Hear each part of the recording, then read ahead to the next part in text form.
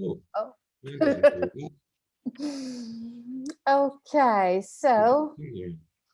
let's see if we are live. Hello, all. I am Inge, as you are aware of, and with me here today I have Adam, and we are to kind of discuss how you can use and really be in the life of investing economically with building a passive and business income via jewelry and gemstones, because that is what Adam actually is into, and he will dig into this for you. Now, I was actually buying investment gems when I moved to Stockholm and started my first job at IBM. A really small package. A guy sold it to me. I love the ruby, but he said you should have diamonds. So I bought diamonds, but I bought mostly ruby. Well, I should have listened to the guy because I think diamonds were better off. Anyhow, I have had it in my safety box for years. And then I kind of, well, I sold the diamonds. I still have the other ones. Uh, but I mean, have you ever been in a situation like that where you have focused on what you like instead of listening to people that knew what they were talking about? Well, what changed it for me was when Adam, my friend, told me his story and how he started really young with the jewelry and gemstone business. And now I believe that investing in jewelry and gemstones is actually possible as long as you have a good mentor. Listen to the people that know about it. So, Adam, could you Hey. introduce yourself? Hi, I'm Adam Nathan. I'm long term in the jewellery and gemstone business. Like Inga said, I've been in it for more than, I think it's 32, 33 years now. I'm owner and founder of a business called Gemversity Strategic Jewellery Investment. So we're helping jewellery investors actually, I'm calling it play the jewellery game to win. I have a Facebook group and a course coming out. So I've been doing this buying, selling, trading jewelry, gemstones around the world for over 30 years. And it's kept me going. And like we were saying about creating your own economy, it's all I've ever known. I'm unemployable. I've been working for myself since I was a kid. So it served me very well. And I'm now hoping to help others as well learn how to do it. And So you could be the mentor for people, right? absolutely, yeah. And we've created different ways to do that. Yeah. Absolutely. So, Adam, if we talk about you and me, we have both been on Success Resources Sure. courses, and they talk about jar system. Where in the jar system is Is this? jewelry. Yeah, Well, where? it really depends on your income. It's like with you when you're talking about your rubies.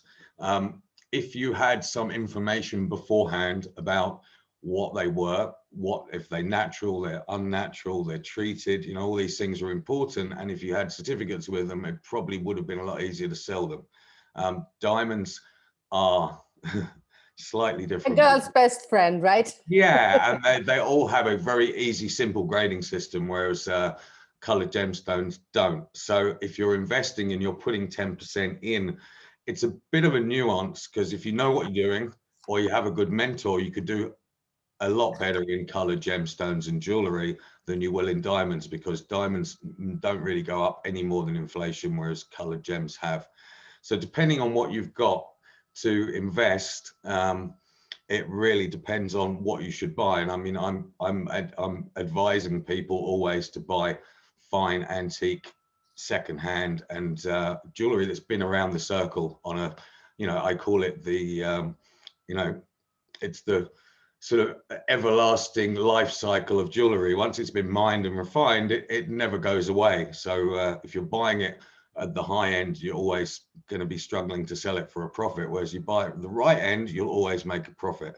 So I think what happened possibly with you is that the guy might have advised you correctly, but if you'd known the right questions to ask, which was, you know, are these natural? Have they got certificates? You know, all these certain questions which I'm helping people with, then it would have been easier to sell them. And that's, you know, what hopefully I'm avoiding people make large losses, because I've seen so many times people who invested. I mean, I don't know if you want to tell you a little story about a woman. I was putting money into a bank and she said she'd actually invested in some diamond rings and could I help her sell them? And she was a bank teller. And this is in the days of, you know, the Celtic Tiger, they call it in Ireland, where everyone had money and they were borrowing money. And she'd borrowed 76,000 against the price of a house to buy a couple of rings with the intention of selling them 4 or 5 years later and paying for her kids' education. And she'd bought them at full retail. And I was really upset to tell her that the very best she'd be able to get for them in the trade, like on the market, which is the real market value, was closer to 25,000. And she was devastated, you know. So that's really what started me on my idea of this Gemversity. And it's like, you know, if you get advised by the right person at the right time. She'd been poorly advised by a retailer. I've got nothing against retailers, a lot of them are my clients, but as long as they are steering you in the right direction, then you have a chance of making a profit as an investment. Whereas this poor lady was still paying off the loan and she wanted to sell them and thought she'd have a profit, which is sad because it's not the first time. It's happened to me many times. It's crazy, right? Yeah. So actually, if you say that I have a certificate with your rubies, that can be good. Certain types is another thing I teach. The certain certificates mean something. There's certain gem labs in the world that actually count for something when you're reselling, whereas such things which people call appraisals or valuations actually don't mean a lot. Not saying that people that gave them don't know what they're doing, but what they do is they give them an insurance or retail price, which is not relevant. Whereas actually having a certificate which proves the geographical origin of a gemstone, which is really important, and the treatments, which are really important, whether they're treated or natural, that will completely change the game when you're trying to resell onto the market. Yeah. Things that are treated are worth, you know, between 50 and 90% less than natural untreated gems. Same as diamonds now. There's a lot of treatments in diamonds, although there are majority of stones you buy are natural. There's now a lot of synthetic diamonds on the market, and hopefully people do disclose that. The only issue is if they go back onto the market second time around, that might not be identifiable. So I'm helping people avoid being in the situation of wanting to sell it down the line and then having this sort of devastating news when it comes to trying to sell it, and then someone giving them some upsetting news when they do. So the best way to do that is buy it right the first time round and understand what you're buying and be well advised in what you're buying, so you avoid all these things happening. So we have someone with us, but unfortunately I can't read I'm seeing iPad. Yeah, something iPad. Can you tell us who you are? It's on silent as well. Yeah. Sorry, my name is Robina. Hello there. Hi, Robina. Hello. Hi. Welcome. Yes, thank you. Thank you. So do you have any specific questions you would love to ask Adam?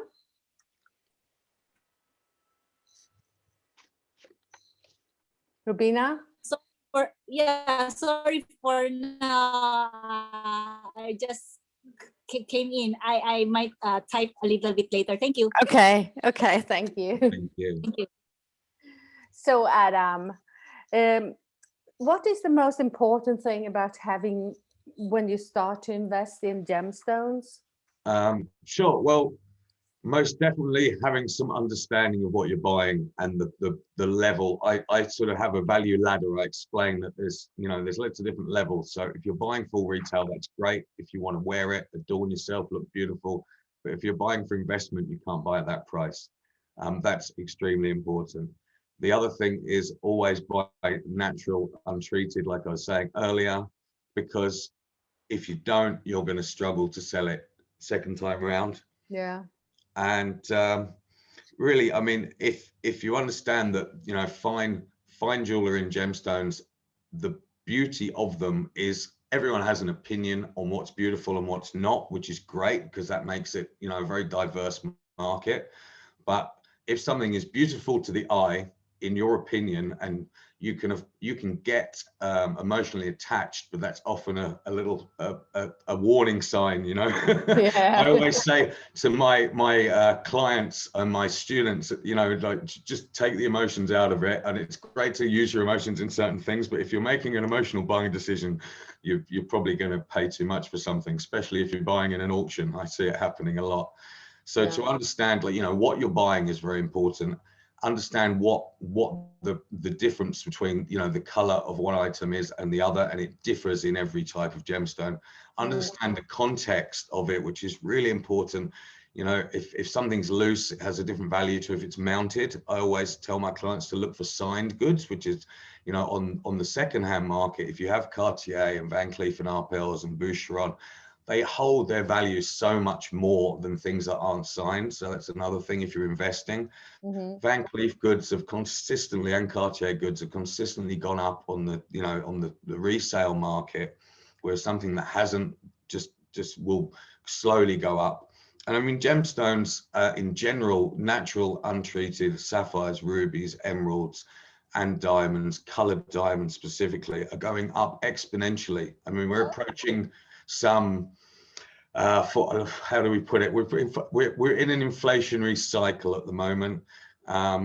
Commodities. I was just watching a very interesting article, video, and commodities have gone up. Some of them 25, some of them 50, some of them 75% in the last year, which means that everything else is going up accordingly.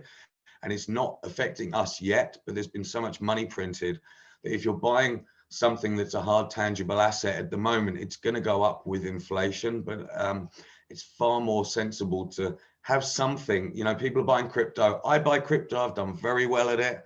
People are buying stocks. You know, stocks are in a bit of a bubble at the moment. Crypto's just gone up and then down. But if you have something in jewelry, it's a good hedge if you understand it. It's 100% in your control. You know, you can put it in a safe or you can wear it, you know, and it's completely yours to own. And all you need to do to buy it is give your name and address for the shipper to send it to, and it's totally within your control. No one else is controlling your asset, which is really quite rare, because nearly everything else is either being held somewhere else for you or being controlled by someone. Even property, you know, you don't have 100% control of it. And historically, throughout the years, like thousands of years, the really the wealthy have hedged and kept jewelry. I mean, if I love the story of the Cartiers. There's a lady who wrote it, which is one of the great granddaughters of the founder of the Cartiers, and she explained how, you know, in times of hardship, you know, the Romanovs, the Indian Raj, the French aristocracy had the jewelry, and they got, you know, Cartier to sell it for them to get them out of trouble. And, you know, we can learn a lot from history. And although we're nowhere near that level, you know, if you've got something tangible and you control and you own it, if you need to sell that at any time, it's always there as a hedge. And if you understand how to actually utilize that and use it, then it's really beneficial. You know, it's something safe. Oh, that's really good. So what you're saying is that if you have a look at my rubies and they have a good certificate, they might be worth something. It's possible. Depends on the size, you know, the color, the clarity, the size, all these Well, things. they're A lot not of that big. there's a lot of factors, but even if they're small and nice quality, they're easy to sell. Everything has a price. It's like Yeah. everything.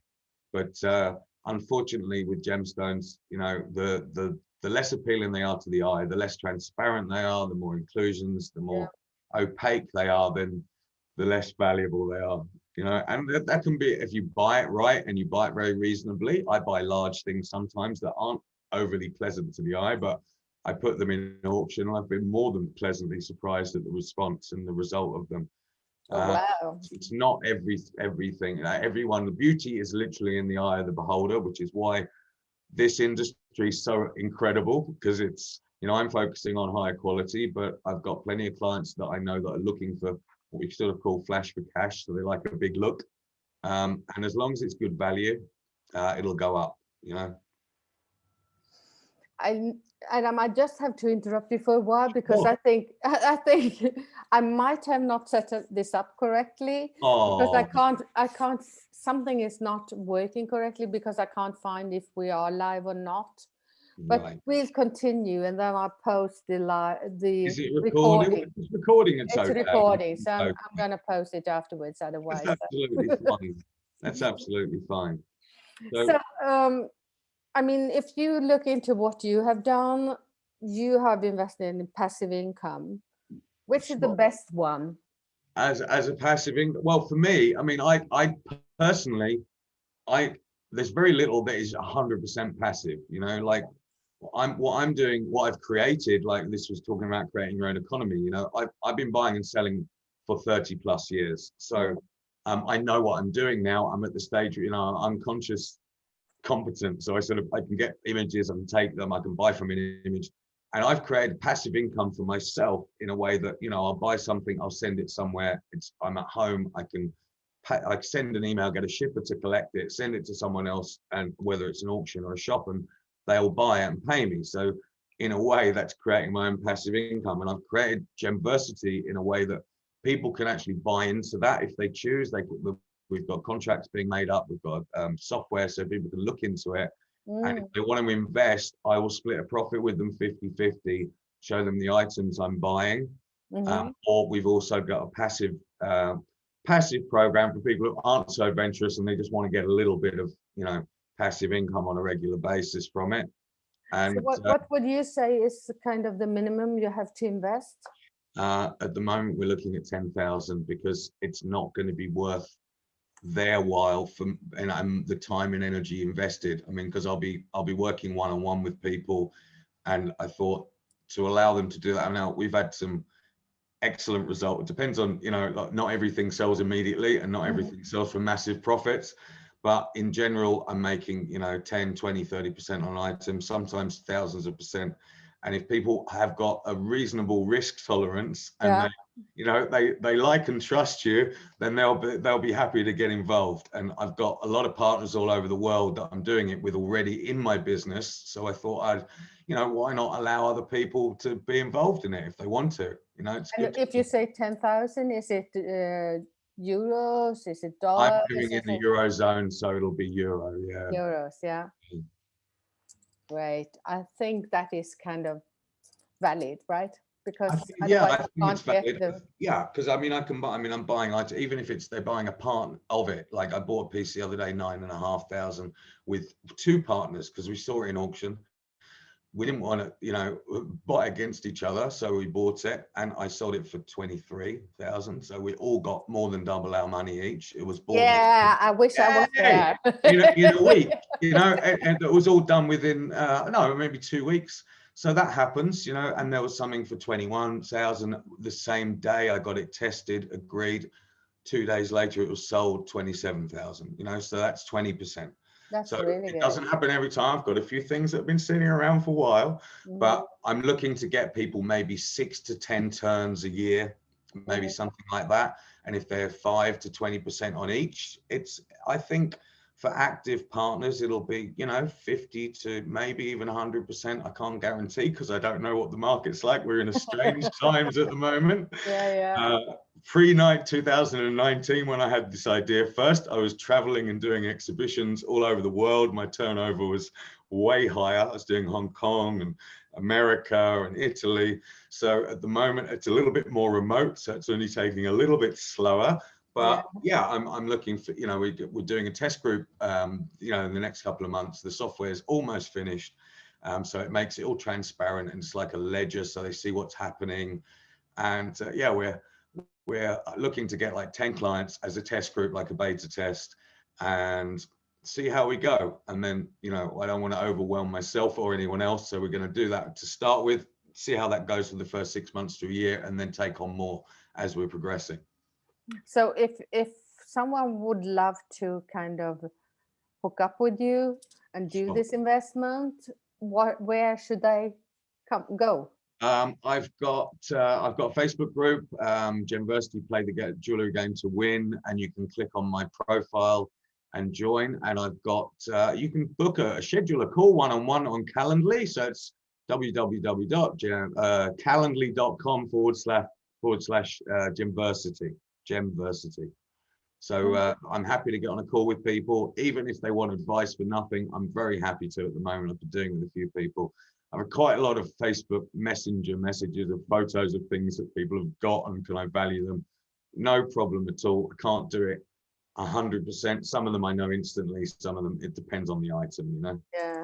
And what about if someone feels, oh, okay, 10,000 is a bit too much for me? Can they kind of go together, and then one is kind of Not a measured by you? problem, not a problem at all. And hopefully the software, like I said, is coming out soon enough. I'll have my goods on this software, and it'll have like my trade prices and the retail price. Oh, And wow. what I'm hoping to bring out is a scholarship sort of training for people who don't have it. So when we're up and running, for a very small fee, I'm looking at like test group, maybe 47 or 97 a month, maybe for the first 6 months, even 47 a month.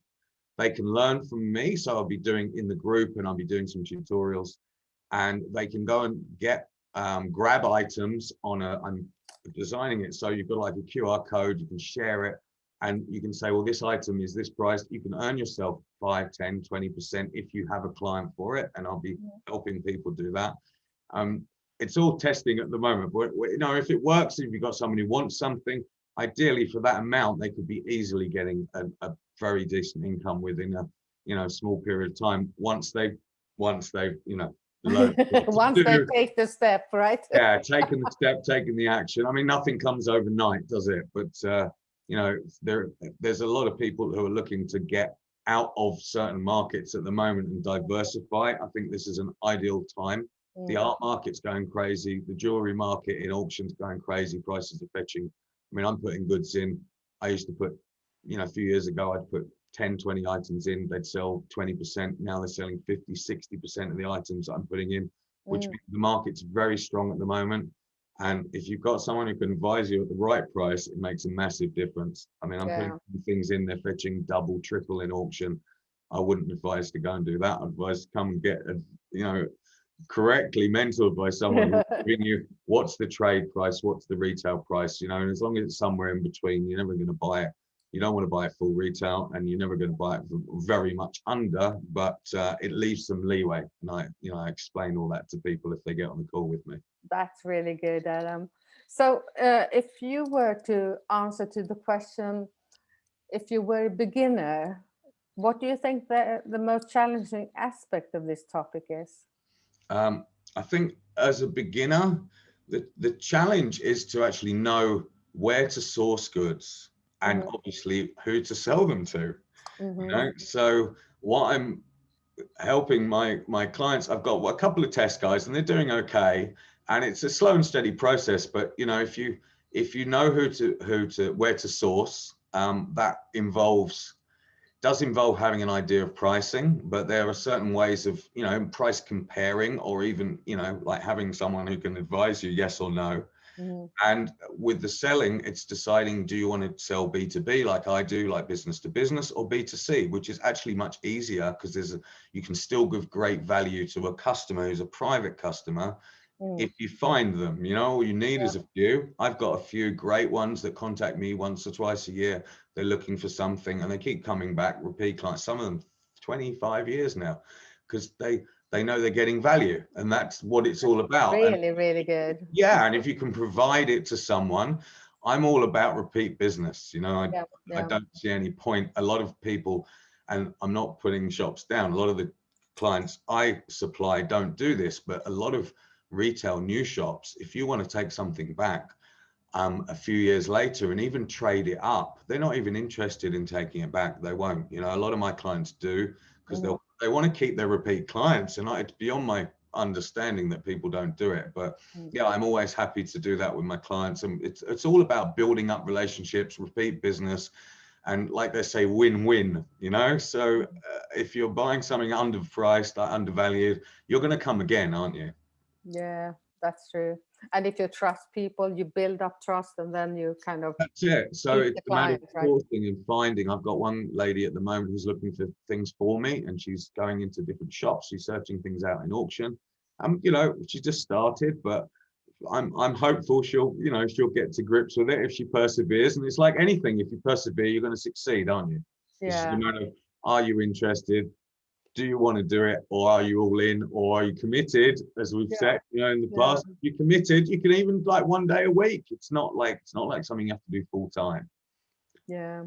So, Robina, I'd like to ask you, do you have any question before we kind of wrap it up for now?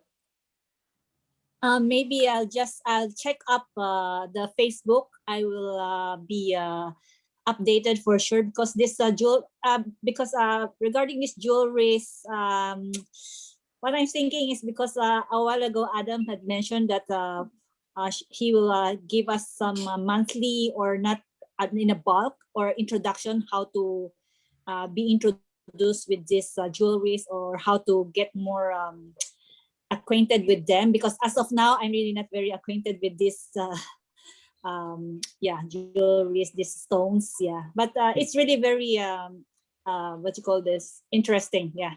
Thank you very much. Thanks, Robina. And we will post the link to Adam's Facebook group. Thank you. I've done a few tutorials. I've done a few now. I've got a tutorial on diamonds, one on rubies, emeralds, and sapphires, which is like 30-40 minutes, quite extensive, to give you a better idea. And now at the moment, I'm just posting bits of information explaining what I've bought and sold to give people a better idea. Great. So, Adam, if we are to stay within the 30 minutes we said, 3 basic steps to take to start your journey with create your own economy. Gain some knowledge. And the best way to do that, I think, is to do your own research, and also you can join the group. It'll help you. The second step would be decide whether you want to do it or not and take action. Decision, right? Yeah, it's definitely important. And the third step would be really to, I would say, get on a call and let me help you make that decision. You're either going to join or we part amicably, and you've learned something on the call. Great. Thank you, Adam. And thank you, Robina, for being here. Yeah, thank you. And I'll check if we succeeded in going live, or if Facebook we were live or not. At least we had a lovely chat, and you can post it in the group. So, thanks, Robina. Thank you so much, Adam. Thank you. Bye-bye. Bye.